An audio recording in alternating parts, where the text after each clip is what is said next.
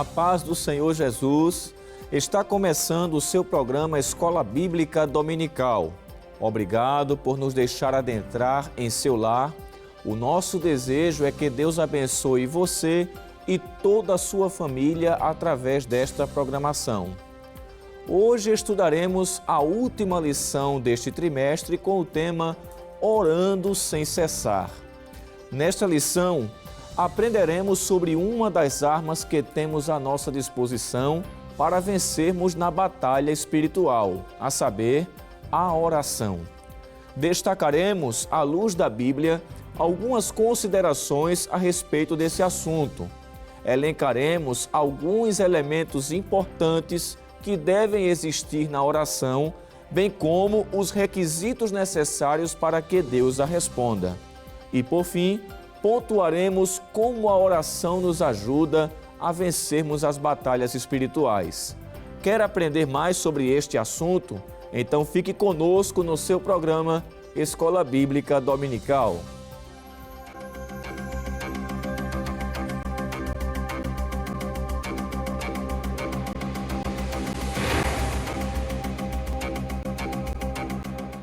Vejamos o que nos diz o nosso texto áureo. Orai sem cessar. 1 Tessalonicenses, capítulo 5, versículo 17.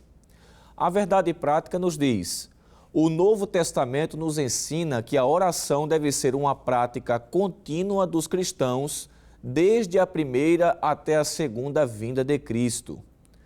O objetivo geral desta lição é mostrar que a oração deve ser uma prática contínua dos cristãos.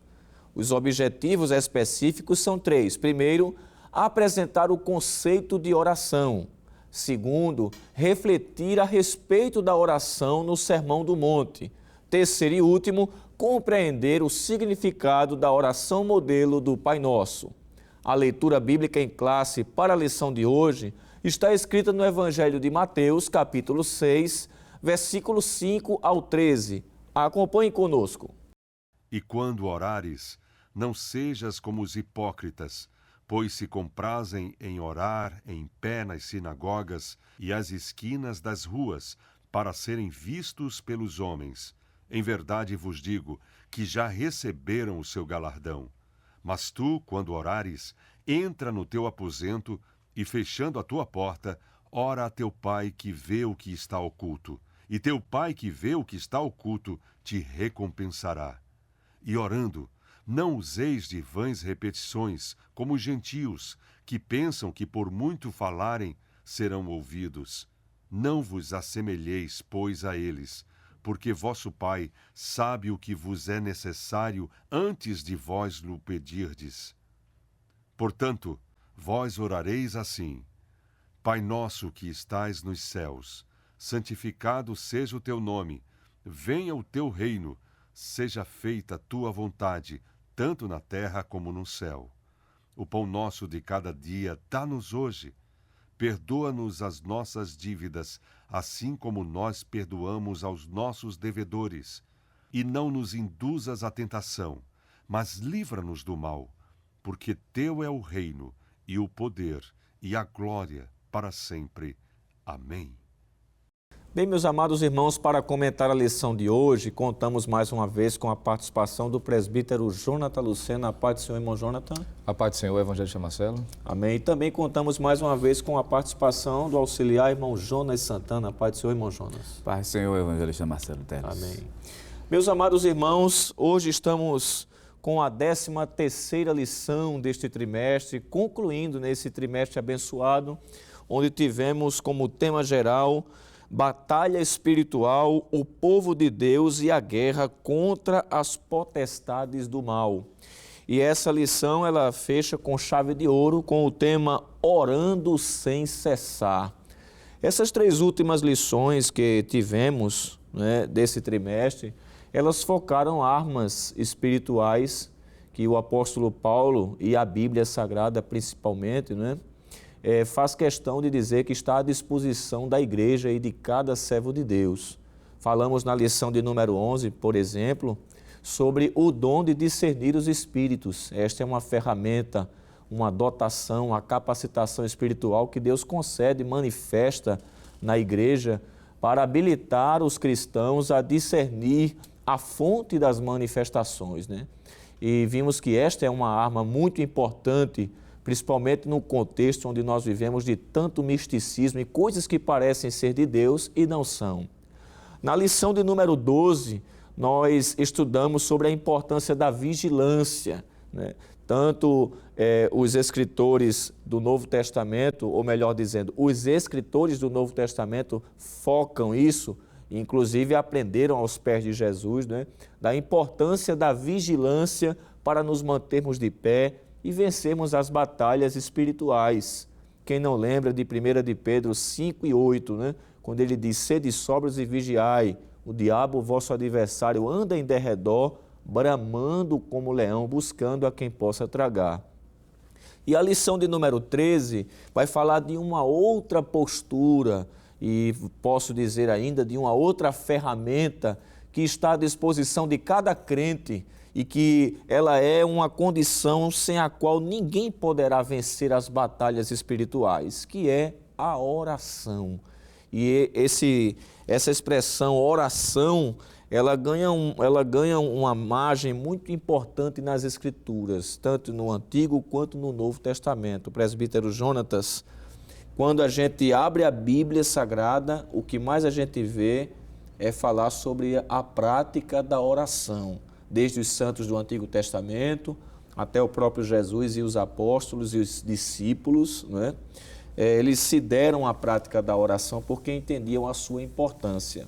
Agora, é claro, quando a gente fala de oração, é bom introduzir esse assunto trazendo uma definição do que vem a ser a oração, porque hoje há grupos, né, ditos cristãos que transformaram a prática da oração num simples repetição de palavras. O que seria a oração verdadeiramente, oração à luz das Escrituras? Pois não, evangelista. Como sempre se é feito, né, no comentário das lições aqui neste programa, existem palavras que são importantíssimas que sejam frisadas e destacadas quanto ao seu significado para facilitar a compreensão do aluno em sala de aula, né? E já que a lição 13, a última lição do trimestre, foca-se sobre a oração, é bom lembrar princípios, né, considerações importantes a respeito dela. Dentre estas, quando nós pensamos na definição, tanto o caro professor pode se reportar à própria lição, no capítulo, ou seja, no tópico 1, melhor dizendo, onde o comentarista fez referência ao que a declaração de fé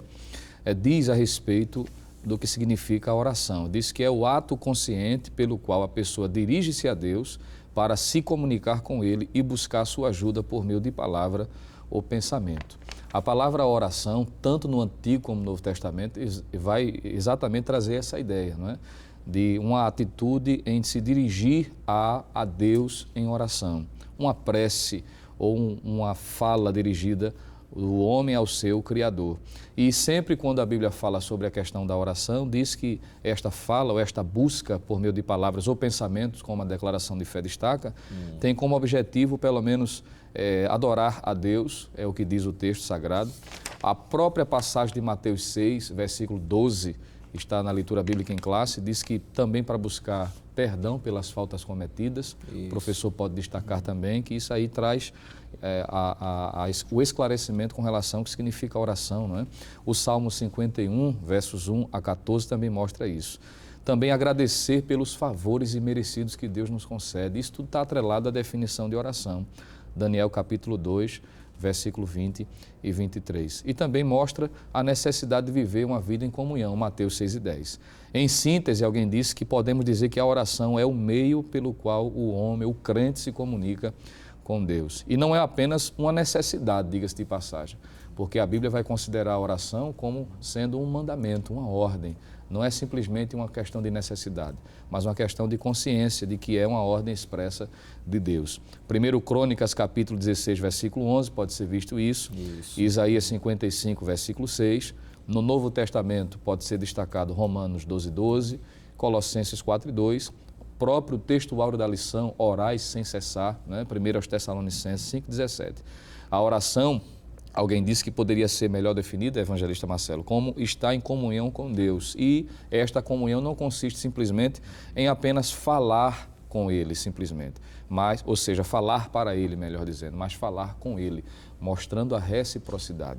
Eu finalizaria ainda dizendo que a oração, quanto à sua definição biblicamente, implica uma via dupla, tanto de dar como receber. Ou seja, não é um monólogo, não é? É um diálogo, já que a oração, por definição, é uma conversa com Deus. Acredito que, trazendo a lembrança aos alunos, pelo menos inicialmente, essa consideração quanto ao que significa a oração, à luz das Escrituras, vai facilitar muito. Muito importante essa definição que o senhor trouxe sobre a oração e sobre os diversos motivos que podem nos levar a orar, né? Não é só para pedir. Há pessoas que pensam que orar é só petição.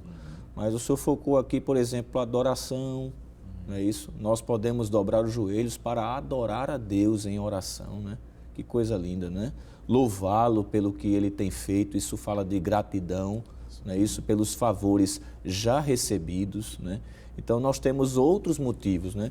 Já pensou a gente se aproximar de alguém somente para pedir, né? É o que vulgarmente se chama de pidão, né? E a gente não pode se aproximar de Deus só para pedir. Nós temos que adorá-lo, temos que agradecer por aquilo que temos recebido da sua parte e, sobretudo, esse foco que o Senhor deu, a questão da aproximação. Tiago, né, diz, chegai-vos a Deus, né, e Ele se chegará a vós, capítulo 4, versículo 8, se não me falha a memória, da Epístola de Tiago. Então, a oração, sobretudo, aproxima o homem de Deus, né? Dizem que a expressão tefilá, que é usada para oração, quer dizer juntar. Então, é nesse momento da oração que o crente se junta mais ou se aproxima mais de Deus.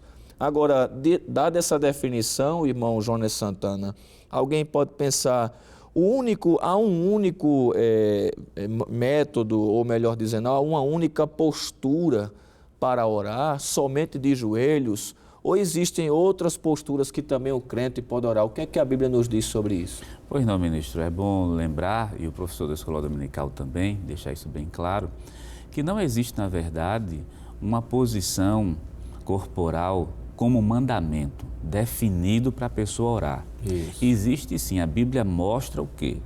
A Bíblia mostra pessoas que oraram de joelho, oraram em pé, outros que estavam orando sentado. Quer dizer, o mandamento é a oração.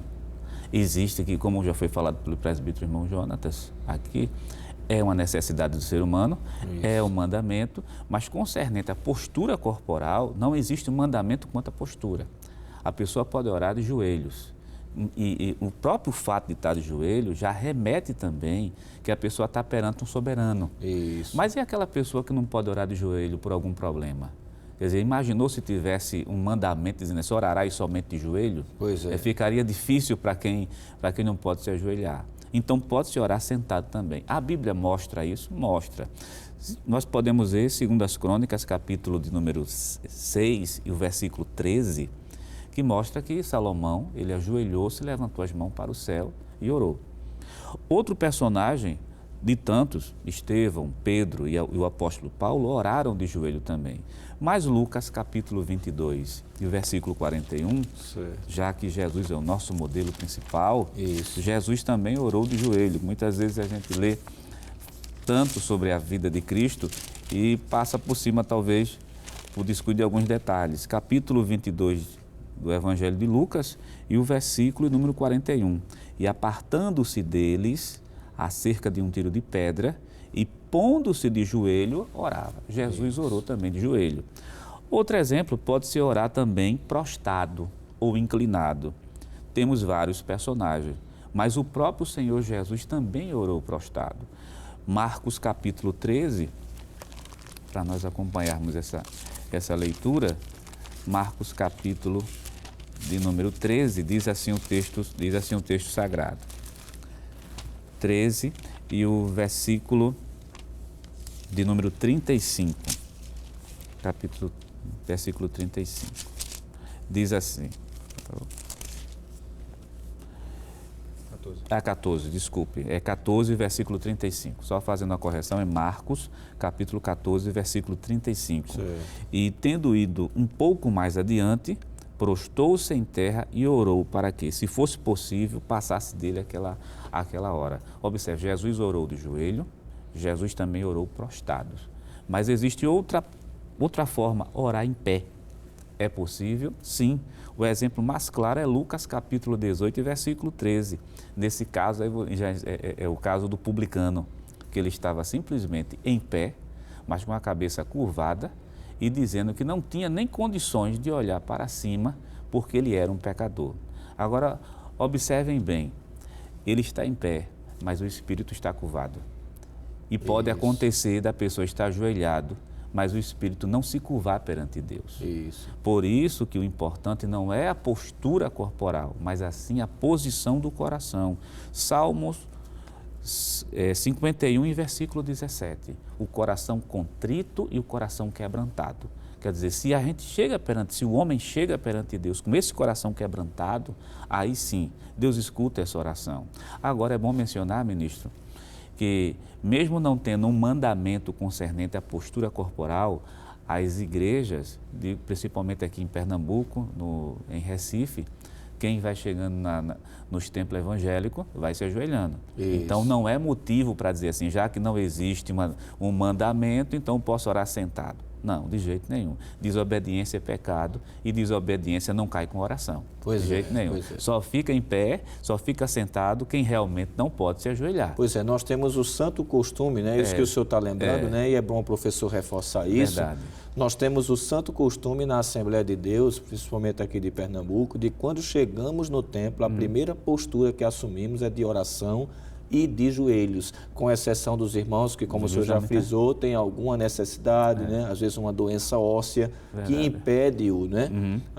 De tomar essa atitude, essa postura. No entanto, nós temos como costume a prática da oração, mas no culto mesmo nós oramos, por exemplo, pelos ofertantes sentados. Depois da leitura, oramos em pé. Então existe essa diversidade de posturas da oração no próprio culto. E lembrando também, já que falando de sentado, Atos dos Apóstolos, capítulo 2, do versículo 1 até o versículo 2, o texto diz que eles estavam sentados quando realmente receberam o batismo com o Espírito Santo. Então, pode-se orar de joelho, pode-se orar prostrado, pode-se orar em pé, pode-se orar sentado.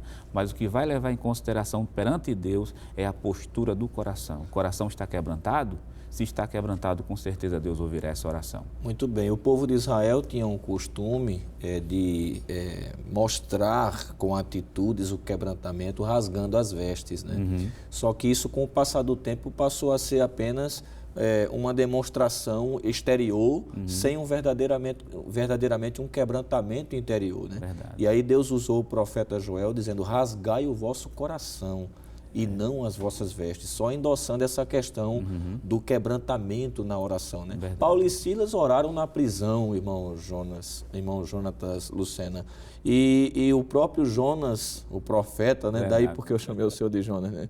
O próprio profeta Jonas orou dentro da baleia, né? Então, nos mais diversos lugares nós encontramos servos de Deus orando. Com certeza, isso mostra, dentro dessa sua fala, de que não existe um lugar também único, não é?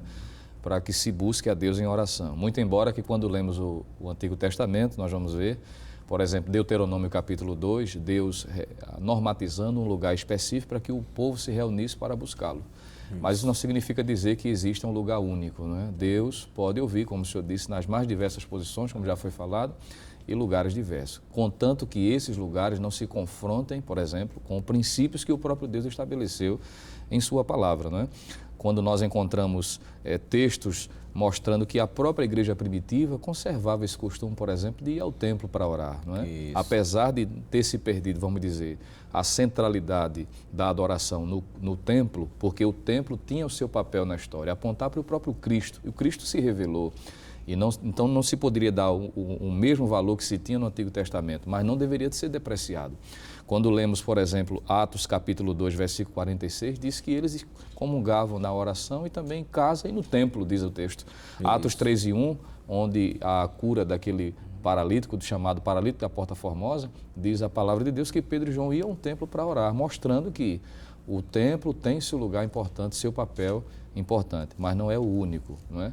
É o que se deixa claro no Novo Testamento. O próprio Cristo vai dizer à mulher samaritana, de quando ela faz o questionamento onde se deveria adorar, se era no Monte Gerizim ou em Jerusalém, ele disse, olha, a hora vem e já chegou, em que os verdadeiros adoradores adorarão o Pai em espírito e em verdade. De modo que, repetindo, contanto que este lugar seja ele o mais diverso possível, não estejam em desarmonia com a palavra de Deus. E poderia acentuar aqui, evangelista, também com as lideranças, ou aquilo que a liderança orienta para aqueles que frequentam a igreja. Muito bem, e Jesus ainda falou da oração em particular, não é? Que o texto bíblico deixa claro em Mateus 6:6, né? Mas tu, quando orares, entra no teu aposento. Então, esse lugar secreto é o lugar da intimidade com Deus, é o lugar que nós devemos ter sempre o nosso altar levantado. Nós usamos essa expressão no nosso meio, né? Ali onde a gente tem o contato diário com Deus e dele recebemos grandes e preciosas bênçãos e promessas, né? Nós vamos continuar falando sobre este assunto, agora que já trouxemos uma definição de oração, sobre a postura de orar e também sobre os mais diversos lugares em que podemos orar. Nós vamos falar sobre a oração como arma para vencermos as batalhas espirituais. Isso no próximo bloco. Permaneça conosco, voltamos rapidinho.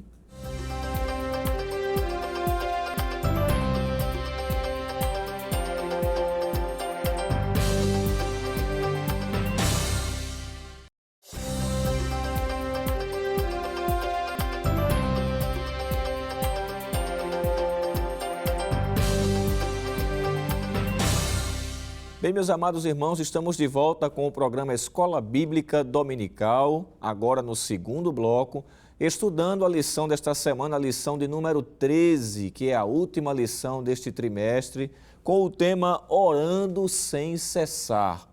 No primeiro bloco, trouxemos aqui uma definição da palavra oração e destacamos que oração não é apenas petição, a petição faz parte da oração.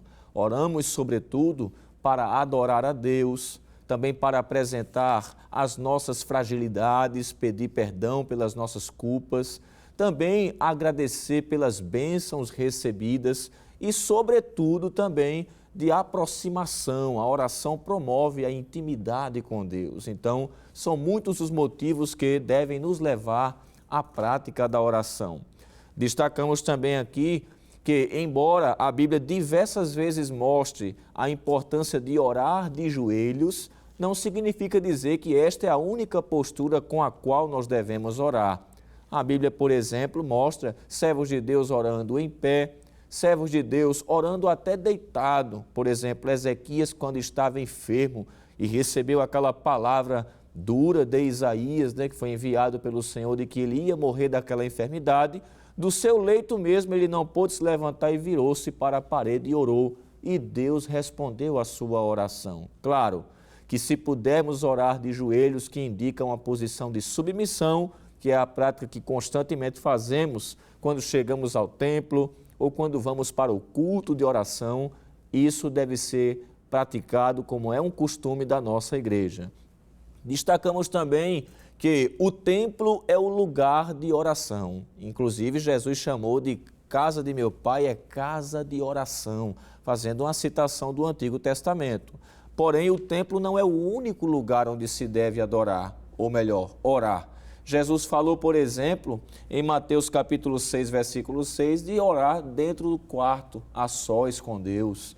Vimos também que é possível orar mentalmente, no trabalho, andando no ônibus, andando na rua. Nós estamos ali, mas orando em pensamento, que é o que vamos destacar daqui a pouco, que é possível nos mais diversos lugares orar, desde que esses lugares não se confrontem com a palavra de Deus, nem também vão em desacordo com aquilo que temos aprendido da liderança da nossa igreja. Mas, meus irmãos, voltando aqui ao assunto da nossa lição, nós detalhamos ou adiantamos no bloco passado, agora que a oração, ela serve como uma arma para vencermos as batalhas espirituais, irmão Jonas. Há uma ligação muito forte entre a oração e a batalha espiritual, e Paulo fala isso em Efésios, capítulo de número 6, versículo 18. O professor deve abrir a sua Bíblia quando ele diz: orando em todo o tempo, com toda oração e súplica no Espírito. Essa expressão, orando em todo o tempo, mostra que a oração ela deve ser uma prática diária e nos momentos de conflito ela deve ser intensificada. Com certeza. O versículo e o capítulo que o senhor citou, ministro, é Efésios capítulo 6, versículo 18, que é justamente o capítulo que fala da armadura que Paulo relata. E é interessante observar que toda aquela indumentária militar, que Paulo se utiliza dela para tirar lições espirituais, Isso. Ele vai finalizar falando sobre uma arma, que ela não está representada especificamente no texto, mas ela está presente em toda a indumentária militar proposta por Paulo. Ela está no capacete da salvação, ela está na espada do Espírito, ela está no escudo da fé. Quer dizer, a oração é algo imprescindível, não se pode deixar de orar. Quer dizer, um soldado bem aparamentado, mas a oração permeia todo ele. É isso que Paulo diz. E o capítulo 6, versículo de número 18, de Efésios, diz: orando em todo o tempo. Isso que o senhor perguntou é muito pertinente, porque a expressão orando em todo o tempo é traduzido também da seguinte maneira: orando em todas as ocasiões. Isso vai colaborar com o pensamento, por exemplo, de Paulo, que é o próprio Paulo que está falando em Efésios capítulo 6. Mas em 1 Tessalonicenses, primeira epístola, capítulo 5 e versículo 17, diz assim: orai sem cessar. E em Lucas capítulo 18, versículo 1, o próprio texto sagrado, é o próprio Senhor dizendo assim: ore e não desvaneça. Quer dizer, é orar em todos os momentos. Qual é o erro que muitas vezes muitos irmãos cometem? É querer orar somente no momento do conflito. É bom lembrar que, como foi mencionado pelo presbítero irmão Jonatas no primeiro bloco, a oração não é um monólogo. A oração é um caminho via dupla. É um diálogo. É um diálogo. Eu falo, mas Deus me escuta. Eu ouço a voz de Deus, porque Deus está falando comigo ali. Ora, se eu orar, se Deus é meu general, se Deus é meu comandante, eu só escutar Ele no momento das batalhas, no momento que a batalha está mais acirrada, quer dizer que eu não ouvi Ele no momento da minha preparação. Então, a oração prepara a gente para os momentos mais difíceis. Isso. E nos momentos mais difíceis, o que é que a gente faz? A gente intensifica mais a oração. Então, orando em todo o tempo, nada mais é que orando em todas as ocasiões. Se a situação está boa, a gente ora. Se a situação está ruim, a gente também ora. O que não pode deixar é de orar, porque o mandamento é esse: orai sem cessar. E a gente vê nessa expressão em todo o tempo que a oração, ela é amiga da perseverança, né? Perfeito. Paulo disse assim: perseverai na oração, Romanos 12 e 12. Inclusive, perfeito, essa é a ideia de orar sem cessar. Verdade. Há pessoas que pensam que Paulo está mandando passar o dia todo orando, verdade, né? Verdade. Na verdade, não temos como fazer isso, verdade, né? Nós temos responsabilidades, temos o trabalho. Eu, por exemplo, sou pai, tenho que cuidar da minha filha, tenho que cuidar da obra de Deus. Então, eu não posso passar o dia todo orando, mas também não posso passar o dia todo sem orar. Perfeito. A ideia aí é de constância. Ore na segunda, ore na terça, ore na quarta, ore na quinta, ore na sexta, ore no sábado, ore no domingo. Aproveite, professor, até para estimular os alunos da classe que você coopera para frequentar o culto de oração na quarta-feira. Inclusive, o nosso pastor começou uma campanha local de oração, com mini-vigílias, com vigílias a noite toda de oração.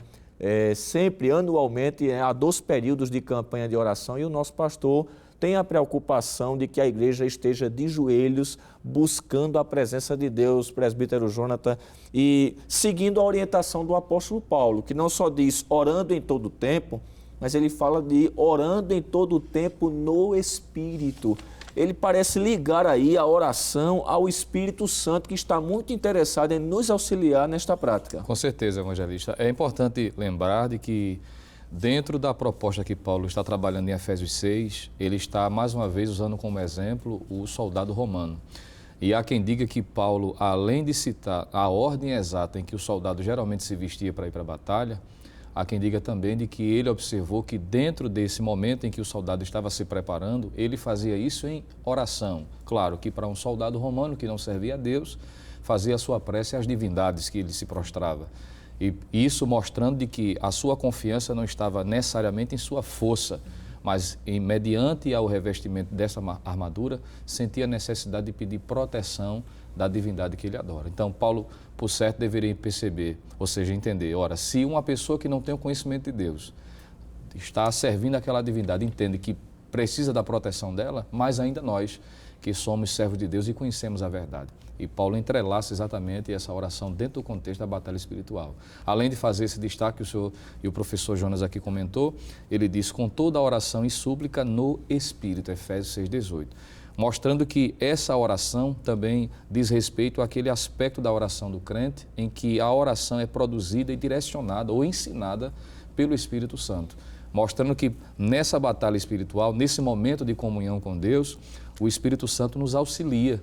E o caro professor pode destacar isso em sala de aula, citando, por exemplo, textos onde Paulo também, em outras epístolas, fez referência a esse ensinamento, como, por exemplo, Romanos capítulo 8, versículo 15, versículo 26, Gálatas capítulo 4, versículo 6, e por que não citar também, nesse contexto, a epístola escrita por Judas, o apóstolo, o versículo de número 20, onde essas passagens mostram de que nesse momento de oração no Espírito, o Espírito Santo está direcionando, está conduzindo. São palavras dirigidas por ele. Em 1 Coríntios capítulo 14, Paulo vai falar sobre a oração com o Espírito, e ele vai fazer referência ali, evangelista Marcelo, professor Jonas, daquela oração que o crente faz em espírito, ou seja, em línguas estranhas, não é? Que há uma edificação também que capacita o crente para vencer a batalha espiritual. O professor deve também aproveitar essa oportunidade e incentivar os seus alunos, de repente, aqueles que ainda não são batizados com o Espírito Santo, para que busquem, para que tenham essa experiência de falar em línguas, que nós cremos que é a evidência inicial de quem é batizado com o Espírito Santo, e isso está em 1 Coríntios capítulo 14, versículo 14 e também versículo de número 15. E por que não lembrar também, como já foi dito aqui de alguma forma, além da oração no Espírito, a oração com o Espírito, que é que Paulo diz em 1 Coríntios 14, existe a oração em Espírito, que é que a gente entende que é aquela oração silenciosa, que existe em momentos específicos, por exemplo, que nós não estamos no templo, nós não estamos dentro de casa, onde a gente tem a liberdade ou intimidade de ir para um lugar reservado, aquele lugar, o local onde está o nosso altar de comunhão, mas em momentos específicos a gente precisa da orientação de Deus. Quem não lembra do próprio Neemias, capítulo 2, versículo 4, quando o rei percebe a tristeza do seu coração e pergunta a ele qual é a razão disso, e diz o texto em Neemias 2 e 4 que ele ora.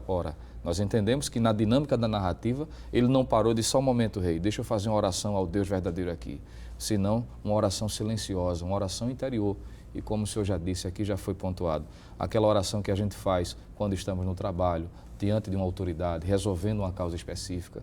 Claro que essa oração não substitui a oração constante, como já foi tratado. Isso. Mas existem situações em particular, de repente, algo que você não esperava, e naquele momento você precisa de sabedoria.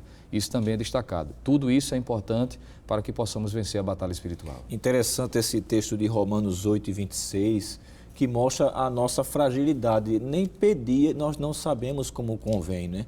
Aí diz que o Espírito Santo nos assiste. Há uma versão que diz isso, né? Assistir ali não é ficar olhando, é dar assistência. Romanos 8 e 26 diz, da mesma maneira também o Espírito ajuda. A outra versão diz assiste as nossas fraquezas, porque não sabemos o que havemos de pedir como convém.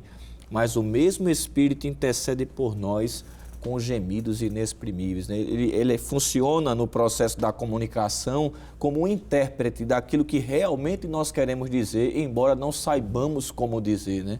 E Deus nos presenteou, nos dando o Espírito Santo, pelo qual clamamos Abba Pai, né? Que nos leva a um nível de intimidade que deve ser expresso através de uma vida de oração, que é muito fundamental para a vida do cristão. A oração, além dela ser feita no Espírito, irmão Jonas Santana, já adiantamos alguma coisa sobre isso, mas é bom endossar que Paulo liga a oração à perseverança e à vigilância. O que é que a gente pode acrescentar para auxiliar o professor que nos assiste? Oração e orar e vigiar, acredito que não estou sendo muito alegórico nisso não, mas oração e vigilância, pelo aquilo que o texto bíblico nos mostra, é uma moeda de duas faces. Não dá para separar a oração da vigilância. Isso. Quer dizer, as duas coisas andam juntas, totalmente entrelaçadas. Vigiar ou a vigilância nada mais é que observar atentamente. O próprio termo, nas lições anteriores já foi mencionado, dá a ideia de estar acordado. está atento, está prestando atenção em tudo. E essa combinação de vigiar e de orar foi proposta inicialmente por Jesus. Mateus, capítulo de número 26 e o versículo de número 41, foi o Senhor Jesus que falou: vigiai e orai para que não entreis em tentação. Na verdade, o espírito está pronto, mas a carne é fraca. Quer dizer, o Senhor Jesus propôs isso. Então, o professor da escola dominical tem que deixar muito bem claro na mente do aluno que não dá para dissociar a oração de vigilância. Se alguém fizer isso, vai acontecer o que aconteceu com o apóstolo Pedro, né? Vigiou, mas não orou. Daqui a pouco acontece o pecado. Foi o que aconteceu, negou a Cristo. Então, as nossas armas, a oração, a vigilância, ela é necessária para a gente vencer a carne, o mundo e a Satanás. Nós oramos, mas ninguém deixa a porta aberta de noite. Ninguém vai deixar a porta aberta de noite. Ninguém deixa a chave na ignição do carro e vai embora. Quer dizer, mais crente que seja. Por mais crente que seja, é falta de confiança de jeito nenhum. Porque a nossa responsabilidade é vigiar. Um exemplo claro disso é de Neemias, capítulo 4, versículo 9. Ele diz assim: porém nós oramos ao nosso Deus, mas colocamos proteção lá na porta. Em outras palavras, os guardas estão de pé. Nós estamos orando, mas os guardas estão de pé. Então, o professor da escola dominical tem que deixar isso bem claro. Oração e vigilância é uma moeda de duas faces que não pode se separar. Muito bem. A Bíblia tem muito a falar sobre a oração, como já falamos no início deste programa. E nós vamos para um rápido intervalo. No próximo bloco, nós vamos falar sobre requisitos para uma oração eficaz. Não saia daí, nós voltamos rapidinho com o programa Escola Bíblica Dominical.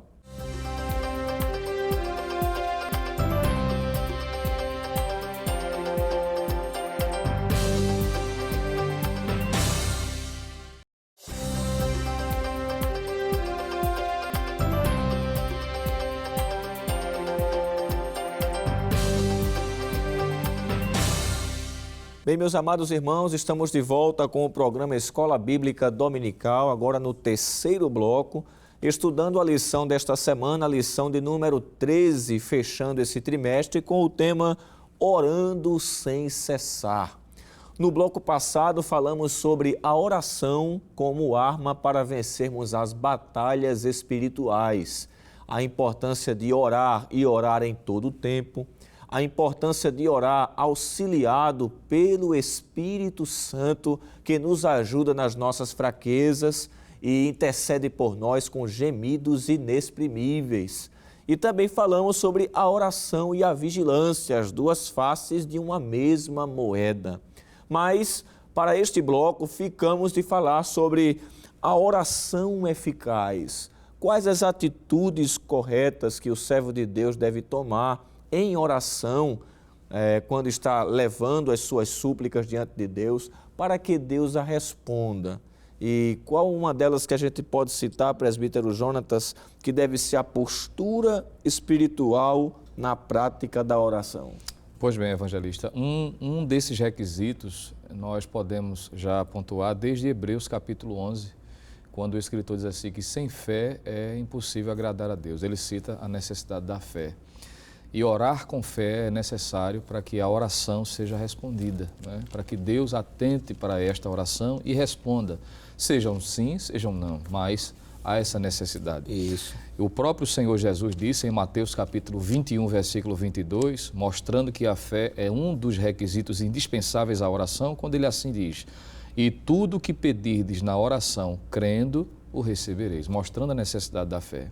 Ainda se é dito em Marcos 9, 23, naquele caso específico onde aquele pai aflito leva o seu filho, já que ele era oprimido por espíritos malignos, e parece que a fé daquele homem oscila, porque o texto mostra inicialmente ele levando o filho a Jesus, na perspectiva de que Jesus podia curá-lo, já que Jesus estava ausente, tenha subido ao monte com 3 de seus discípulos. Isso. Os que ficaram só pé do monte diz que tentaram até resolver a situação, mas não conseguiram. E quando Jesus volta, faz a pergunta, o porquê daquela discussão, e ele então responde dizendo que trouxe a criança para Jesus curar, os discípulos tomaram a frente e não puderam. E ele diz assim, se tu podes fazer alguma coisa, Jesus disse, não é se eu posso, é se tu crê.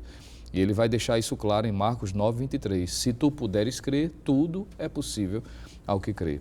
O próprio apóstolo Tiago, escrevendo a um grupo de irmãos que passavam por várias adversidades, mostrando a necessidade, por exemplo, de ter sabedoria para enfrentá-las, ele vai dizer de que a sabedoria é necessária. Ele diz, se tem alguém precisando, tem falta de sabedoria, peça a Deus. Aí ele diz assim, peça com fé. Ele faz esse destaque, não é?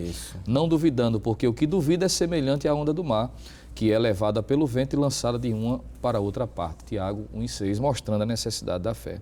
Portanto, não é só pronunciar palavras soltas ao ar, ou recheadas de intelectualidade, não é? Gramaticalmente polida, mas deve ser associada à fé de que Deus pode, que Deus tem capacidade para fazer. Isso é necessário, é o que nos aponta o texto sagrado. Eu poderia ainda lembrar, evangelista Marcelo, o que diz Hebreus 10 e 22, quando o escritor admoesta da forma como nós devemos nos chegar em oração. Ele diz assim, cheguemo-nos com verdadeiro coração em interesse, ou seja, em inteira certeza de fé. Então, respondendo sua pergunta, um dos requisitos necessários para que a oração seja respondida, lembrando, seja um sim ou não, é necessário ter fé. Interessante sobre essa questão da fé, que quer dizer crença, não é? Confiança. São dois autores que disseram a seguinte definição de fé. Primeiro, fé é a resposta humana à revelação divina. Por exemplo, a revelação da Escritura. A Bíblia me incentiva a orar. Então, eu crendo no que a Bíblia está dizendo, de que Deus não somente ouve como responde, Hebreus capítulo 11, né, versículo de número 6 que o senhor citou, diz que ele é galardoador dos que o buscam. Então, a expressão galardão dá a ideia de recompensa, salário, e até pode significar presente. Então, é crendo no que a Bíblia diz, que ele é galardoador dos que o buscam, que eu vou buscá-lo. Então, eu estou respondendo positivamente à revelação divina. Eu concordo com esse autor quando ele diz isso, que a fé é a resposta humana à revelação divina. E existe um outro autor que diz que a fé é como a mão que se estende, né? A pessoa que busca, mas não estende a mão para receber, nunca vai receber, né? Então, o que seria crer em Deus é estender a mão esperando que Deus dê aquilo que a Bíblia diz e que a pessoa está necessitando. Claro, pode ser um sim, pode ser um espere, que é um sim a médio, a curto, a médio e longo prazo, não é isso? Ou um não, que Deus também diz não. Há casos na Bíblia que Deus respondeu negativamente. É uma resposta. Exato. Ele não deixou de responder. Agora, nem sempre ele nos responde segundo a nossa vontade, que é o que a gente vai ver daqui a pouco, né? E essa oração, além de ser com fé, irmão Jonas, ela deve ser para os cristãos em nome de Jesus. Perfeitamente, ministro. João capítulo 14, versículo 13 e o versículo 14, lê esse versículo para comentar isso que o senhor está falando, que a nossa oração tem que ser agora feita no nome do Senhor Jesus, diz o texto sagrado. E tudo, quando pedirdes em meu nome, eu o farei, para que o Pai seja glorificado no Filho. Aí, levantando a primeira questão. As orações têm que ser feitas no nome do Senhor Jesus. E o versículo 14 diz assim, para que o meu Pai seja glorificado. Isso. Aí eu vejo a importância da oração e do entendimento do que é oração do ponto de vista bíblico. Orar com fé, acreditando como o nosso presbítero falou e o senhor ministro também mencionou, orar com fé. E ao mesmo tempo, orar no nome do Senhor Jesus, declarando que aquilo que a gente está pedindo a Ele, que se peça em nome de Cristo. No entanto, diz assim, para que meu Pai seja glorificado. Quer dizer, as bênçãos celestiais, ou bênçãos materiais que a gente chega diante de Deus para pedir, não é somente para satisfazer as nossas necessidades humanas, é para que Deus seja glorificado. Isso. A chave da questão está justamente nesse versículo. E tudo, quando pedirdes em meu nome, eu farei para que o Pai seja glorificado justamente no Filho. Aquilo que a gente recebe por intermédio da insistência na oração é para que Deus seja glorificado através do nome do Senhor Jesus. Bem, a gente recebe se o Senhor quiser nos dar. Se ele falar um sim, glória a Jesus, né? Se ele disser um não, glória a Jesus também. Isso. Por qual razão? Porque o não de Deus é protetivo. Eu ainda não sou pai, né? Serei daqui a alguns meses, mas quem é pai sabe disso. O não está no sentido de maltratar. e nem o pai está deixando de ser pai porque deu não. Isso. Simplesmente é o não que protege o filho de um acidente lá na frente maior. Como nós estávamos comentando aqui no intervalo, tem pessoas que pedem pão, mas na verdade está pedindo pedra, né? Está pedindo pedra, na verdade. Onde Deus sabe que aquilo não é pão que a pessoa está pedindo uma pedra, e Deus não vai dar pedra para ninguém, vai dar justamente pão. Então peça no nome de Jesus, para as suas orações serem atendidas. Mas lembre que é para o Pai ser glorificado. Jesus é que tem que ser glorificado. Interessante, irmão Jonatas, que essa expressão em nome de Jesus mostra que Jesus é o único mediador entre Deus e os homens. Portanto, é incorreta a atitude de orar a Deus com outros mediadores, rogando outros mediadores, né? Por exemplo, há pessoas que querem justificar a oração a Maria, né? Isso serve para abrir os olhos das pessoas não evangélicas que estão nos assistindo também. Graças a Deus, esse programa também é assistido por pessoas não evangélicas. Aquele caso do casamento, João capítulo 2, quando faltou vinho e Maria veio a Jesus, dizendo, eles não têm vinho. E Jesus respondeu a ela, mulher, ainda não é chegada a minha hora. Há pessoas que pegam essa passagem bíblica para dizer, olha, está vendo que Maria intercede junto a Jesus pelos pecadores? Ora, o que é que a gente pode extrair deste texto? Primeiro, Maria estava viva, não é verdade? Então, estando vivo, eu como pai oro pela minha esposa, como marido, oro pela minha filha como pai, oro pelos meus parentes que ainda não são crentes, eu estou vivo. Mas quando eu partir desta vida para outra, eu não tenho mais como ser acessado pelas pessoas que ficaram vivas fisicamente, né? Então isso se dá também com Maria. Ela é um ser humano, né? Ela foi um ser humano, ela não tem a capacidade da onisciência, de ouvir e saber tudo, não é isso? Então, enquanto ela estava viva fisicamente, ela foi a Jesus e rogou por aquele casal que estava passando aquela situação turbulenta. Mas isso não dá margem para se criar uma doutrina da intercessão de Maria. Com certeza, visto que essa expressão, em nome de Jesus, restringe o caminho pelo qual se chega ao Pai. Ele próprio disse isso, né? A oração é submetida à autoridade legal de Jesus. Não é só pronunciar o nome de Jesus. Porque alguém de repente diz, então só é usar a expressão em nome de Jesus e Deus vai responder? Sim. Não. A em nome de Jesus fala da autoridade. A resposta de Deus para os seus servos está fundamentada no fato de alguém entender de que Cristo, na autoridade dele, pelos méritos conquistados por ele. Isso. E quando a gente fala sobre o mérito de Cristo, isso aí exclui qualquer outro tipo de intercessor. Nesse aspecto que se é comparado, por exemplo, à figura de Maria. A gente poderia citar outros exemplos aqui que nós sabemos em que pessoas colocam medianeiros em pé de igualdade do próprio Cristo. E me permita, evangelista Marcelo, dizer algo aqui. Há pessoas que às vezes por falta de compreensão, coloca, por exemplo, a oração do outro, no caso de um crente, de um líder, de uma pessoa que tem até uma certa consideração por ele, por ter uma intimidade ou um tempo maior de crença e acha que a oração é respondida porque é fulano que está orando. Sim, e a minha, em contrapartida, vamos dizer assim, para essas pessoas é menos importante. Não, a oração tem como base ser dentro daquilo que é revelado nas Escrituras, em nome de Jesus, fundamentado na sua autoridade. Como também o horário da oração, né? Tem gente que diz assim, olha, vai orar de madrugada porque a fila é menor. Né? Na verdade, para Deus nem fila tem, né? Não, tanto faz orar de manhã, como orar à tarde, como orar à noite, como orar de madrugada. É claro, você está ali na madrugada, está no silêncio, está fazendo um sacrifício a mais, não é isso? E isso também tem consideração diante de Deus. Mas não é mais ouvida do que a oração feita durante o dia, né? O que importa mesmo é orar. E essa oração ela deve ser com fé, em nome de Jesus, e ela tem que ser segundo a vontade de Deus. A gente já adiantou alguma coisa sobre isso, irmão Jonas, porque, sobretudo, deve prevalecer a vontade de Deus. Na oração chamada de Pai Nosso, Jesus disse, seja feita a tua vontade, tanto na terra como no céu. O próprio Senhor Jesus disse isso em Mateus capítulo 26 e versículo 42. O Senhor Jesus em oração disse, e indo segunda vez, diz assim um texto sagrado, orou dizendo, Pai meu, se este cálice não pode passar de mim sem eu beber, mas faça-se a tua vontade. Quer dizer, o que vai prevalecer é a vontade do Senhor na oração. Por mais que a gente peça, por mais que a gente rogue, mas é a vontade de Deus que prevalece. Isso. Ainda 1 João capítulo 15, capítulo 5 da primeira epístola a João, e versículo 14, diz assim: e esta é a confiança que temos nele, que se pedirmos alguma coisa segundo a sua vontade, ele vai nos ouvir. Ora, Deus não vai dar nada a uma pessoa para maltratar essa pessoa, nem tampouco destruir a fé dos seus próprios filhos. Muitas vezes há crentes que insistem tanto com uma coisa que Deus não quer. E Deus não vai atender essa pessoa. Porque a oração tem que ser feita dentro da vontade de Deus.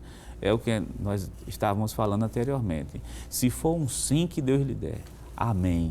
Se for um não, dê glória a Deus também, porque senão vai ser protetivo. Porque o que tem que prevalecer é a vontade soberana do Senhor. Ainda dentro desse assunto, irmão Jonathan, tem pessoas que se frustram, até mesmo viram ateus, porque em determinado momento um parente ou ele mesmo foi vitimado por uma doença, né, uma doença que levava à morte, e aí clamou por uma cura e não obteve.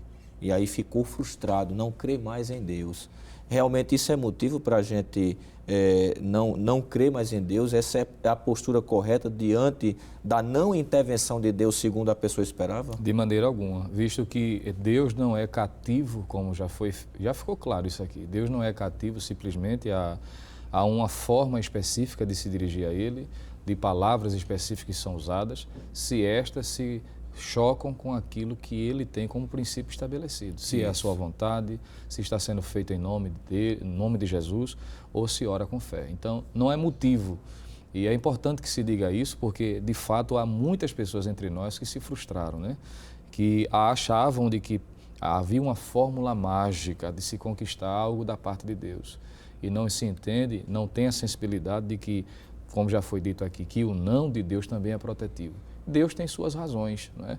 Ele próprio, quando, em João capítulo 11, quando as irmãs de Lázaro pediram para que o mensageiro fosse informá-lo do que tinha acontecido, e é bom que se lembre daquele que o texto diz por 3 vezes que Jesus amava, não é? Isso. Mas ainda assim ele disse, essa enfermidade não é para a morte, mas para a glória de Deus. Não respondeu de imediato, ou seja, não foi de imediato. Lázaro morre, é sepultado, depois de 4 dias de sepultado é que ele decide chegar. E há uma contestação, né? Quando Jesus aparece, alguém disse assim, esse que abriu os olhos ao cego, não teria ele capacidade de impedir que isso acontecesse? A própria Marta contestou, disse, se o Senhor estivesse aqui, meu irmão não teria morrido. Mas é importante entender que na caminhada cristã, Deus é soberano, existe a vontade soberana de Deus e que nós devemos nos submeter. Se Deus não fez, tem uma razão. Nós, muitas vezes, não entendemos o caminho que Deus usa, mas sabemos que o que Ele faz é melhor. E, propriamente, a oração nada mais é do que o alinhamento com a vontade de Deus. Quando eu oro, eu não vou só em busca de que eu receba aquilo que eu estou pedindo, mas de que eu venha me alinhar com a vontade de Deus e descobrir o que Ele quer a respeito daquilo que eu estou pedindo. É muito interessante isso. E quanto a livrar alguém da morte, curar alguém de uma enfermidade, ora, a pessoa, ainda que curado daquela enfermidade, um dia irá morrer, mais cedo ou mais tarde. Até mesmo os que ressuscitaram voltaram a morrer. Então, nós precisamos nos alinhar com a vontade de Deus. Se Ele curar, glória a Deus. Já diz o hino, né? Se Ele fizer, Ele é Deus. Se Ele não fizer, Ele continua sendo Deus. Portanto, prezado telespectador, a oração nos aproxima de Deus e é também o canal por onde somos fortalecidos pelo Senhor a fim de vencermos as batalhas espirituais a que somos submetidos diariamente. Que Deus continue nos abençoando, em nome de Jesus. Bem, meus amados irmãos, depois de uma lição tão maravilhosa como esta, que nos fala sobre a importância da oração, nós vamos orar a Deus, em nome de Jesus, agradecê-lo por mais um trimestre abençoador que trouxe muita edificação para toda a igreja, para a nossa vida particularmente. Curve a sua cabeça comigo e vamos orar em nome de Jesus. Querido Deus, Pai de nosso Senhor Jesus Cristo, nós te louvamos, Senhor, pela oportunidade feliz de estarmos estudando a Tua Palavra. Passou-se um trimestre, Senhor, 13 lições onde estudamos sobre batalha espiritual, sobre a armadura que tu disponibilizaste para os teus servos estarem munidos, preparados para vencermos os ataques e as astutas ciladas do diabo. Continua, Senhor, nos ajudando cada supervisor de escola dominical, cada dirigente, cada vice-dirigente, Senhor, os professores, a secretaria, a coordenação, a superintendência das escolas bíblicas dominicais, todos os teus servos que se dedicam à educação cristã e para isto foram chamados. Capacita-os, continua despertando o desejo em nosso coração de mantermos uma vida de oração fervorosa na Tua presença, Senhor. Abençoa o nosso pastor presidente, o Teu servo, pastor Ailton José Alves, sobre quem repousa a grande responsabilidade de gerir o Teu trabalho em todo o estado de Pernambuco. A diretoria da igreja são os Teus servos que auxiliam o nosso pastor. Também ajuda-os, nós te pedimos assim, e incluímos também a Rede Brasil de Comunicação, todos os funcionários que têm sido instrumentos de bênção para a propagação da Tua Palavra. É o que nós te pedimos em nome de Jesus, que vive e reina para todos sempre. Amém. Chegamos ao final do programa de hoje, onde estudamos a lição de número 13 com o tema Orando Sem Cessar, concluindo assim o primeiro trimestre deste ano. Na próxima semana, iniciaremos o segundo trimestre de 2019 com o tema geral O Tabernáculo, Símbolos da Obra Redentora de Cristo. Veremos a primeira lição com o título Tabernáculo, um lugar da habitação de Deus.